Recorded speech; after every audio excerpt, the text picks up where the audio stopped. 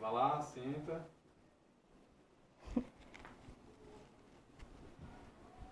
Perfeito. Pronto. Ai, Olhando pra mim. Peraí, deixa eu dar risada. Tudo bom, Camila? Relaxa. Relaxe. Normal. Ai, ai. Tudo bom? Como é que você tá? Tudo bem, Me tudo diz teu nome bem. completo. Camila Diniz Alves da Cruz. Certo. Você é mãe. Mãe de quem? Sou mãe do Miguel, 5 anos. 5 anos. Pronto, perfeito. Eu vou te fazer umas perguntas. Espero que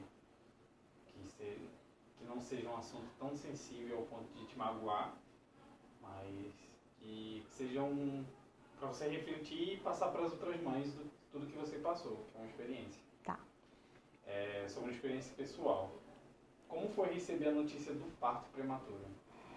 Olha, do parto foi bem difícil, porque eu estava internada, eu tive pré-eclâmpsia e então nesse dia eu lembro que estava assim muito turva, eu não estava raciocinando muito bem, estava um monte de remédio no corpo, né?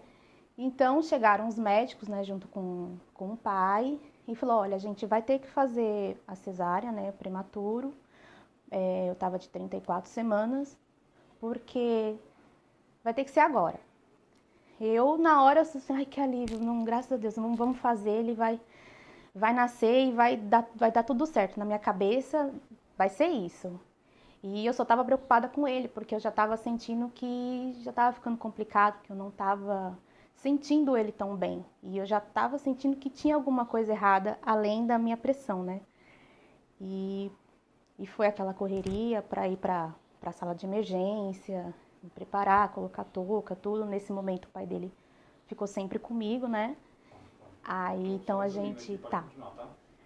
Então a gente foi para a sala de parto. Eu lembro que aí eu tomei, né, a injeção que dá na coluna e sim tudo mais. E na hora eu sei que eu fiquei assim, eu não posso dormir com medo demais de acontecer alguma coisa comigo. E eu falei, não, não posso dormir porque ele tem que nascer, Miguel tem que nascer e vai ficar tudo bem. E eu falei, não posso dormir porque na hora eu senti um sono, eu estava muito cansada e eu só queria relaxar. E eu ficava assim, não posso dormir, não posso dormir. E aí ele nasceu. Na hora que ele nasceu, assim, eu queria pegar ele, lógico, nos braços, mas já tiraram ele, é, porque eu não escutei o chorinho na hora, né? Então eles já limparam, vê a respiração. E foi muito rápido, só trouxeram ele assim pro meu lado. Mostrou a pulseirinha com o nome, o meu nome. Eu senti a quenturinha assim dele do meu lado, então foi muito ligeiro. Assim, pegaram ele e colocaram, olha, a gente vai ter que tirar ele porque ele vai ter que ir para a incubadora. Então colocaram ele levaram ele e eu fiquei sozinha na sala de parto. Todo mundo saiu, os médicos começou, né, fazer os pontos, tudo direitinho e eu fiquei lá já muito cansada pensando nele. Aí depois fiquei lá esperando, né, pra saber de notícias, saber pra onde ele ia. E eu simplesmente fui pra sala de repouso, não vi mais Miguel, não tive mais notícias. Depois o pai dele chegou, me mostrou uma fotinho dele, falou, olha, eu consegui tirar foto dele. Aí, né, tudo cheio de pano, aquelas coisinhas. Foi muito rápido, não tinha...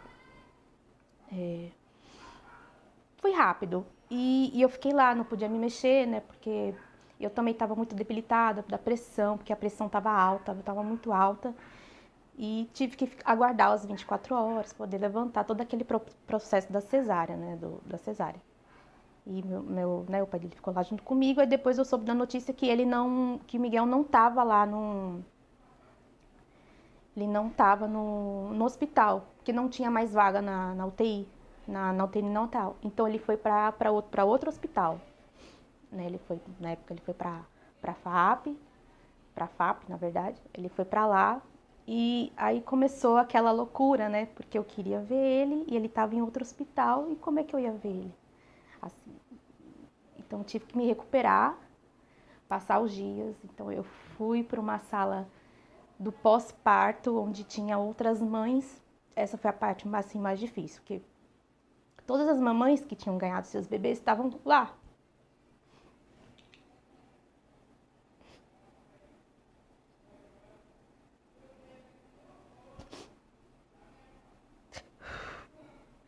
E eu era a única que estava sem o bebê no colo.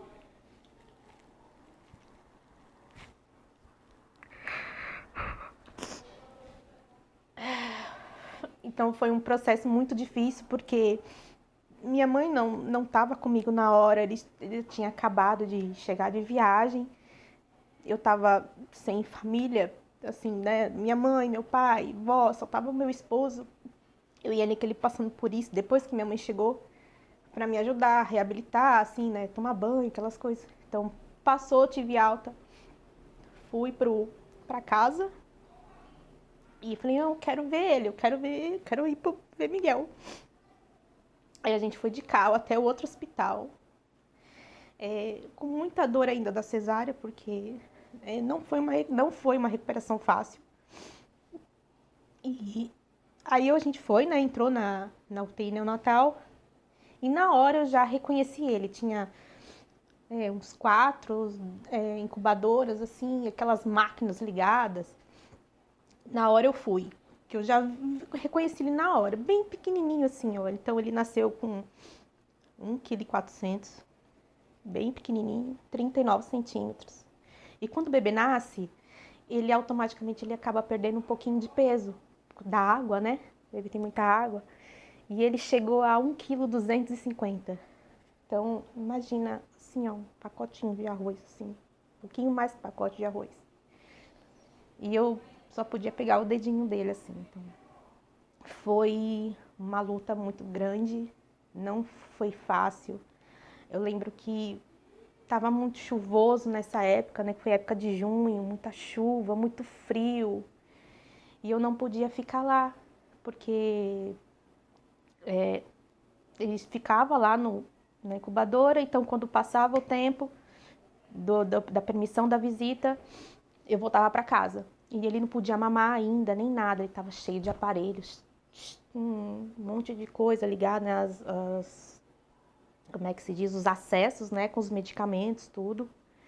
E ele foi para lá, enfim, aí eu fui para casa, e foi esse tempo, acho que mais de uma semana, indo e voltando, ia para casa e voltava para o hospital, ia para casa e voltava para o hospital, ia para casa e voltava para o hospital, para ver toda a evolução dele. E ele foi um guerreiro assim muito forte, porque eu via aquelas crianças, lógico que tinha crianças ali até com situações mais graves, e eu querendo, não, você tem que, querendo pegar ele no colo, porque eu não podia pegar ele no colo.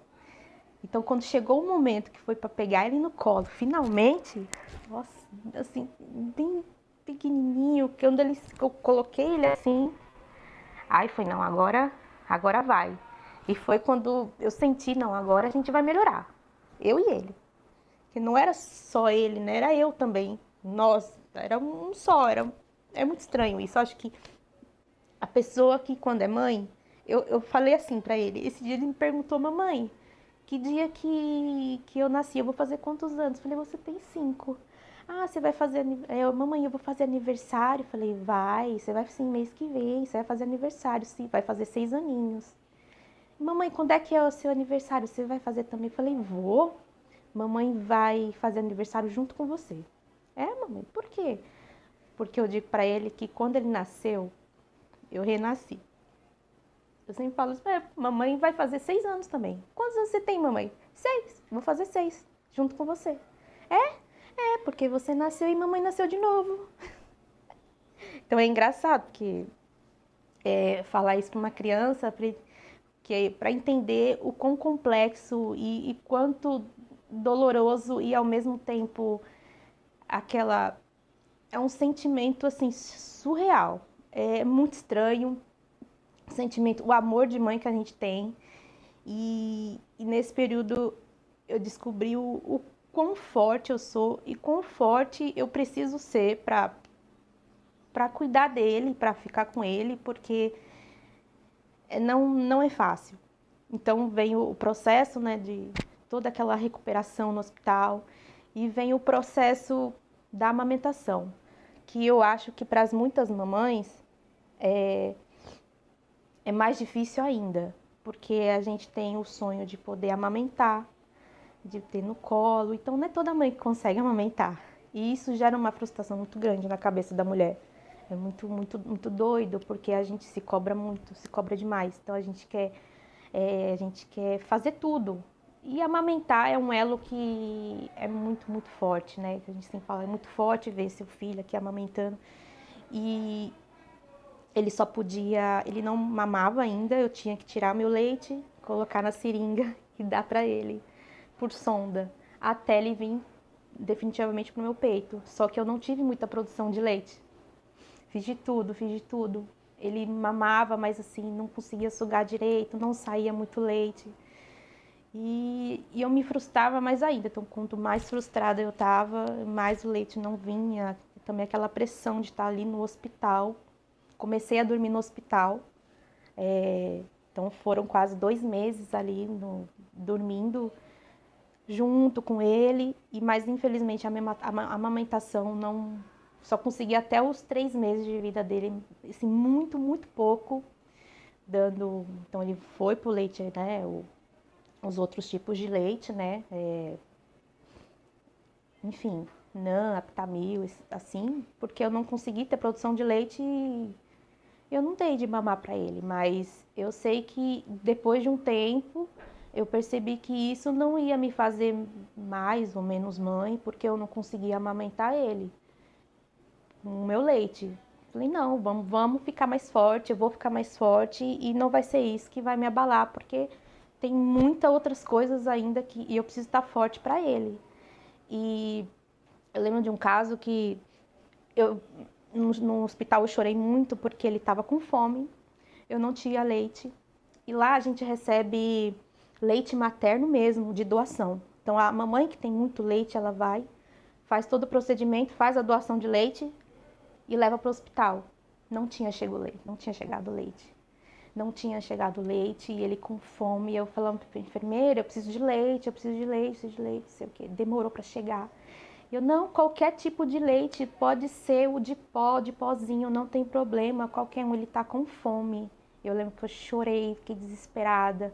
E aí, nessa época, principalmente do aniversário, tem o dia do bebê prematuro, das mamães prematuras e tal, eu sempre tento reforçar que a mamãe que tem muita produção de leite, que tente fazer um esforço para levar até um banco para fazer essa doação, porque a mamãe que tem um filho prematuro, ela precisa desse leite. Esse leite, gente, cada gotinha é tão sagrada, tem tanta vitamina, tem tanto alimento, é aquilo que vai manter aquele bebê ainda mais saudável. Então, as mamães que puderem fazer doação de leite, vai, se informa, não é algo tão difícil assim. Leve lá num banco que recebe, né, o leite materno, porque com certeza salva vidas, salva por experiência própria.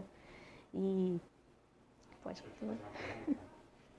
O que você gostaria que as pessoas tivessem feito ou dito para você naquela época? Nossa, dito, feito.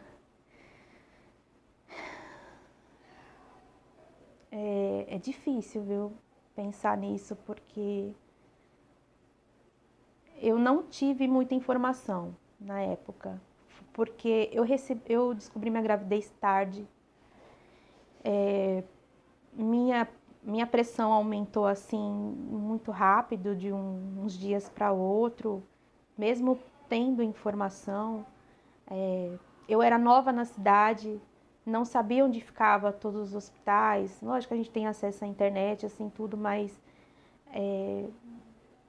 como eu não tive ninguém assim por perto que tenha passado por essa experiência, ou não tive minha mãe por perto, nenhum parente assim mais próximo, mulher, para me dar mais informação, foi difícil. Então, essa pergunta é bem complexa. O que, sei lá, podia ter me dito? Eu tive muito apoio de algumas funcionárias do meu trabalho, que já eram mães. Me ajudaram muito nesse processo de, olha, você precisa ir no hospital para tomar as vacinas, vai nesse outro médico, olha, esse exame vai ser isso, isso e isso. Então eu tive apoio de pessoas que nem era assim do meu convívio familiar, mas era do trabalho.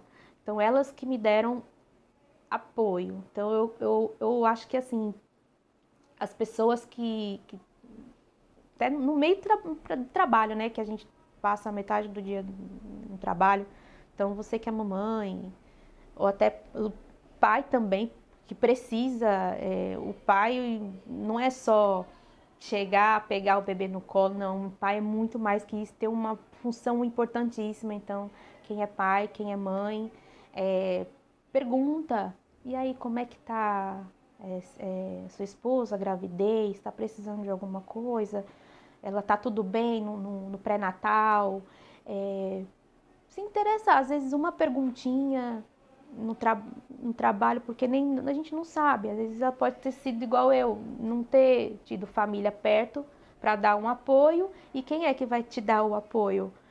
Às vezes as informações que a gente precisa é alguém que está no trabalho que já tenha algum mínimo de experiência com maternidade e paternidade. Os dois andam juntos. E para poder informar, porque essas doenças, como são doenças gestacionais, tanto a diabetes como a pré-eclâmpsia, né, a pressão alta, são doenças são doenças gestacionais. E eu não sabia a mínima, nem sabia que existia isso.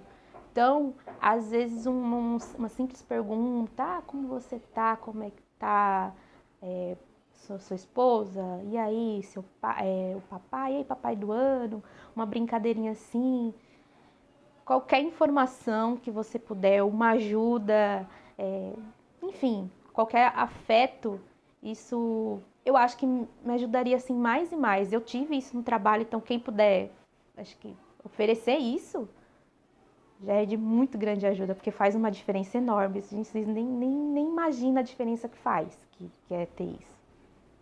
Por que é tão importante contar histórias reais de maternidade? Porque a gente tem que parar de romantizar a maternidade, gente. A gente tem que parar de romantizar a maternidade, e também, por mais a maternidade é força, guerreira e tal, mas ela é muito mais que isso, muito. E eu falo isso tanto das mães como dos pais, né? Infelizmente a gente não tem mãe que tem os pais assim muito presentes, né? O pai da criança, né? E a gente tem que parar de romantizar, também tem que oferecer mais apoio, o que puder de ajuda para a mãe ali, para a mulher que está passando por aquele processo, que tem que ter carinho, tem que ter informação, tem que ter cuidado, tem que ter acolhimento. E um simples gesto já ajuda e muda, porque ela vai ficar com aquilo, ela vai lembrar isso, vai passar anos e anos e ela vai lembrar daquele momento, ela vai lembrar daquela pessoa que, nossa, eu fui acolhida por aquela pessoa, nossa, ele foi amoroso, foi simpático, perguntou como é que eu tava, ofereceu uma ajuda. Isso é muito importante, a gente tem que parar de romantizar a maternidade, que não é fácil. Conforme vai crescendo também a criança, a gente vai passando pelo processo. E no meio de tudo isso, né, que não foi fácil, foi tudo isso ainda no meio da pandemia. Então eu passei todo esse perrengue, né, no meio de uma pandemia que não foi fácil para ninguém, né. E foi no começo da pandemia, sozinha, porque o pai dele tinha que trabalhar, eu não tinha meus pais por perto para cuidar, não tinha família assim por perto, então os primeiros dias, os primeiros meses foi muito difícil, até poder ter alguém próximo para poder ficar com a gente, ter um pouquinho mais de apoio. Não foi fácil a época da pandemia, bem isolada, eu e ele. isolado, enquanto o pai dele, ele trabalhava, como é que se diz? Que chamava, não, quando é trabalho, Integral. não, era indispensável, que teve aquela fase quando que era trabalho, tipo, farmácia, essas coisas, que ele trabalhava no pet shop, ele Esqueci o era nome. trabalho essencial. Era, Essencial. acho que isso.